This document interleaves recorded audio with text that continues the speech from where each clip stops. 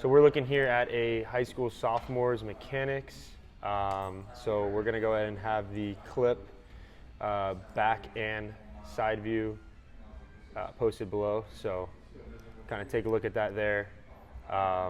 Looking at his mechanics, he's got very clean mechanics, especially for a younger athlete.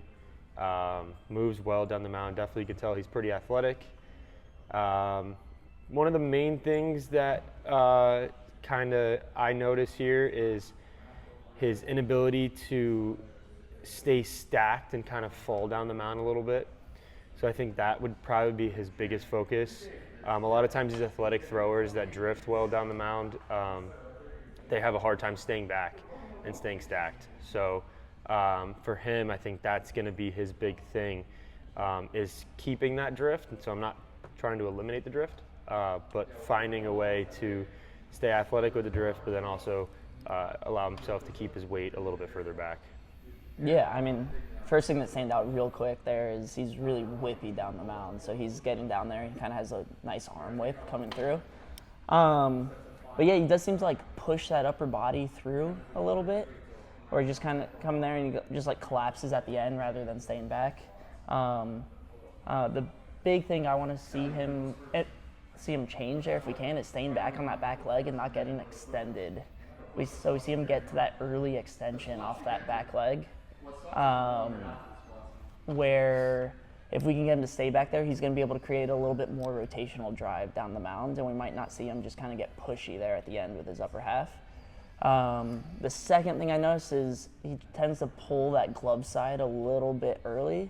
I would say if we can stay closed and hold a little bit longer, and he can create rotational velocity later through a shorter amount of time there, we might see a little uptick in velo. But yeah, those are just quick things I noticed there. Yeah, I mean, definitely with the front side, you can see on the right, pretty much close to foot strike, or right after foot strike when his arm's up in that 90-degree position, you can see his glove already or his left arm kind of chicken winging, pulling out. So that's kind of a cue that you kind of, if you see the elbow when the arm's all the way back in that 90-degree position, chances are you're probably pulling your front half out a tad bit early. Yeah, I think a cue I'd probably look to use there is just him taking his chest to his glove rather than pulling that glove through. Like that glove can't pull through until that arm's up and ready to go forward too. It's just kind of a little bit of disconnection going through. What are your thoughts too? I mean, I know back in the day this was a huge topic, but the upside down W. What are your thoughts? W. What are your thoughts on that position? Because he gets himself into that position. I know back in the day, it was thought of as the worst possible thing you could do for your mechanics. Is that something that genuinely is something that we should stay away from? Something we should fix? I think it's more about whether he gets that arm on time at that foot plan, and he does. But yeah, I think there is some to say, like that upside W, it adds a little bit of stress to that elbow. It maybe leads us a little bit more prone to something. But again, mechanics matter so little in the grand scheme of things in injury prevention that it's really like a timing thing. And I think that upside W leads you to slight disconnections, slight, like that arm being a little bit late. And so all of those factors add a little bit of stress to the elbow. But again, elbow injuries, it's a multifaceted thing. It's really complicated to pin just arm injuries or just any injury to just a mechanical issue. Yeah.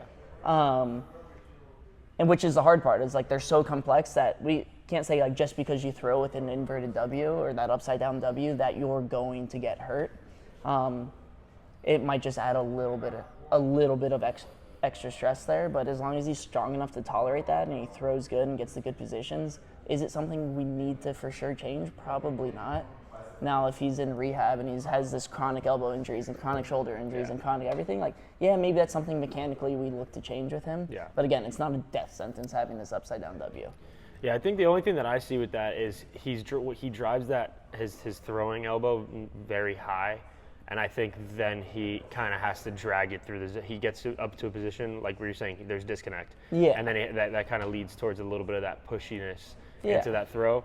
So I definitely think I was just curious to hear a PT's point of view with that. I mean, like I said, when I was growing up, it was like inverted W is the death sentence for pitchers. So I know times have changed and we've learned a lot of new things. So I think it is more that disconnect.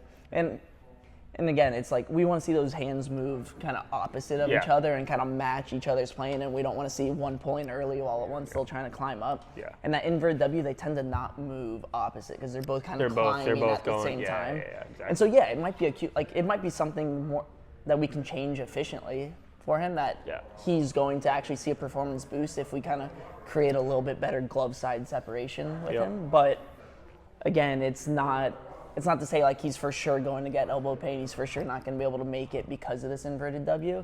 But it might be something that we try to clean up anyway.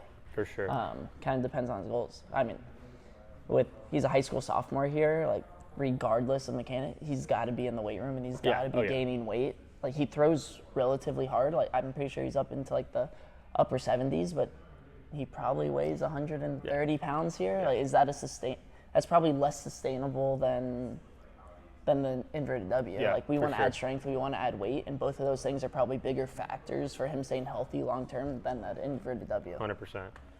Another thing here too that I kind of noticed here, kind of scrolling through the video, is, which I think unfortunately, because of the misconception of this portion of the throw, the lead leg block, he fakes almost his lead leg block. Yeah. Everyone thinks the lead leg block. A lot of times these athletes come in first time in here and we talk about the block. Some of the older kids and they're like, oh yeah, it's when you hyperextend your knee. Yeah. When in reality, it's not what that is. That is just kind of something that may happen due to a good block and finishing your rotation. But you can see here, granted, he is in turfs on a non-dirt mound, so you're not going to necessarily be able to plant that front foot quite as well. But you can see the weight. He does an okay job in stopping it eventually, but you can see some weight kind of bleed float forward, and then he just hyperextends his knee, faking essentially the lead leg block. So again, I think one of the biggest things that as coaches we need to do a better job at everywhere in the country, the world, is teaching kind of what that lead leg block really is. Because again, these kids come in and think, oh yeah, it's when you hyperextend your knee. It's like, well, no, that's not what it is. That may happen with a lot of high-level throwers when they do block correctly, but it is the finishing of the rotation on the front side, and then it's blocking your weight from falling over your front side to allow the energy to shoot up the kinetic chain into the baseball. So and I think that probably is a byproduct of him not getting that back leg through. He kind of gets that fake clearance there, where that back hip just gets that early extension, but he never gets to that point where that right part of the pelvis can kind of get past that left side to create that like pelvic rotation there.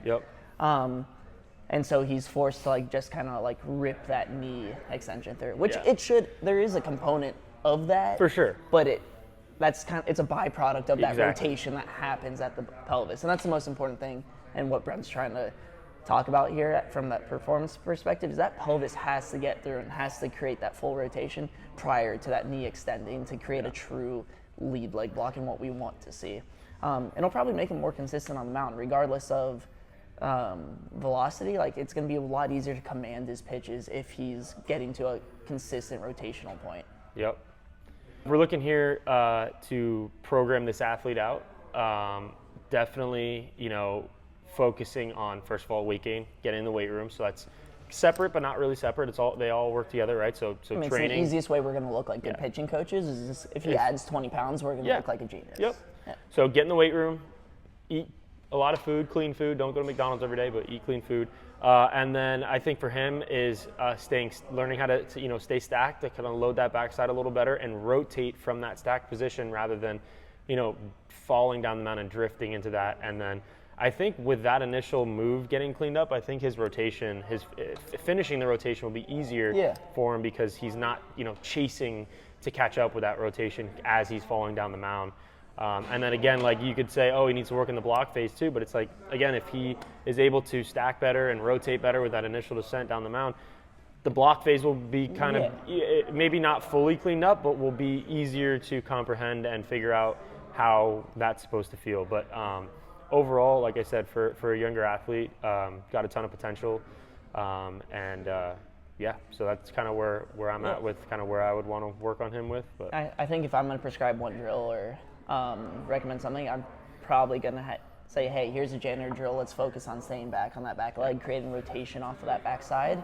And then with the cue of taking his kind of right pec through that glove rather than trying to pull that glove around to initiate the movement. If we can kind of get him to be that bottom up thrower where we're driving rotation from that right leg rather than that upper body ripping through to pull him through, like he might see that nice gain there on top of everything else, strength, weight, everything. But yeah, high amount of potential, high amount of whip.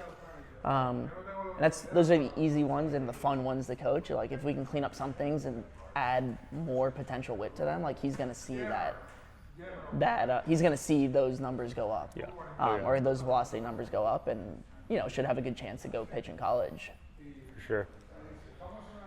Cool. Well, thank you guys for watching, and like, comment, subscribe.